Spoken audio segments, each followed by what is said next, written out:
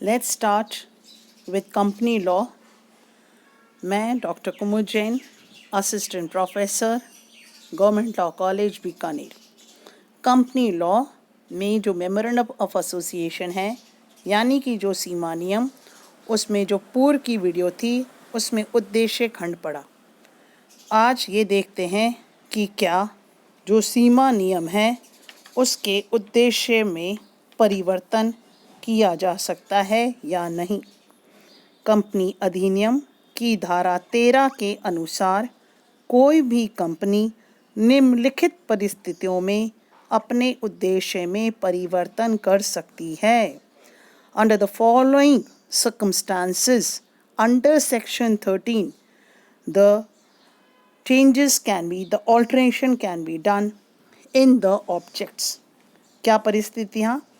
यदि कंपनी अपना व्यापार अधिक कुशलता या कम खर्च से चलाना चाहती है तो वह अपने उद्देश्य खंड में परिवर्तन कर सकती है, परंतु उद्देश्यों में परिवर्तन करते समय यह ध्यान में रखना आवश्यक होगा कि कंपनी के सारभूत स्वरूप में कोई परिवर्तन ना हो, that is the substantive changes can not be done, तथा केवल ऐसे परिवर्तन ही किए जाएं जो कंपनी की प्रकृति और मिथ्या व्ययिता के लिए आवश्यक हों। इस संबंध में इनरी साइंटिफिक पोल्ट्री ब्रीडर्स एसोसिएशन का वाद उल्लेखनीय है। दूसरा, कंपनी अपने मुख्य लक्ष्य में प्रकृति करने के लिए अपने उद्देश्यों में परिवर्तन करके आधुनिक साधनों तथा वैज्ञानिक तरीकों को अपना सकती है।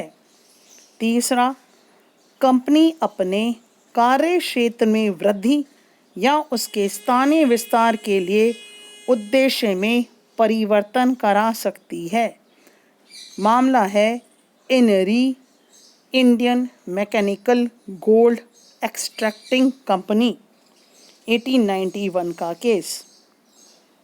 यह कंपनी ब्रिटेन में रजिस्टर्ड थी तथा उसका उद्देश्य सोना अलग करने से संबंधी एकसों के उपयोग तथा कार्य के अधिकार को अर्जित करना था। कंपनी का कार्य क्षेत्र भारत देश तक सीमित रखा गया था। उन्नति की दृष्टि से कंपनी की कार्य सीमा पर लगाया हुआ यह प्रतिबंध हटाना आवश्यक समझा गया।